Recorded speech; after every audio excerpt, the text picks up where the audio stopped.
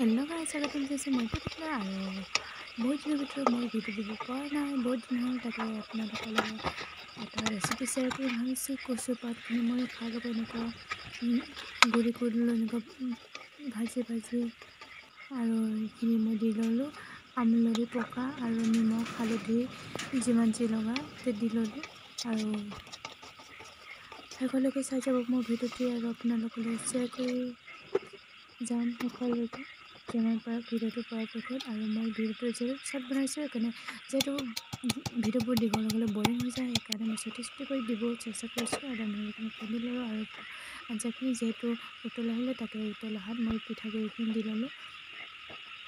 যেতিয়া আঞ্জাখিনি উতলি থাকে তেতিয়াহে পিঠাগুড়ি ক'ৰবাত দিব লাগে, তেতিয়াহে বঢ়িয়া হয়।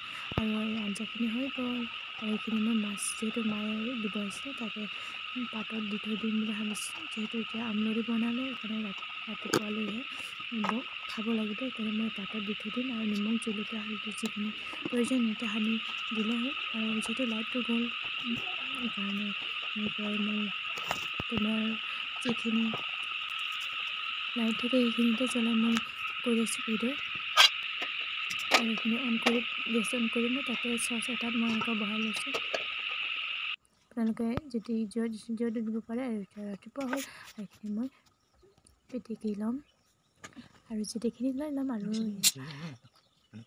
কাজিৰ গোলিমৰ পানী হয়, ইয়াত পিটিকা ল'লোঁ দি ল'লোঁ ইয়াতে। আৰু যিমানখিনি মাছ আছে সেইখিনি দি লৈছোঁ মই, আৰু এইখিনি কেঁচা জলকীয়া দি লৈছোঁ। আৰু আপোনালোকে এনেকুৱা খাই ভাল পায় নাপায় কমেণ্ট কৰি জনাবচোন। মই কিন্তু খুব ভাল লাগে। আৰু আজি ভিডিঅ'টো এইখিনিতে শেষলৈকে চাব আৰু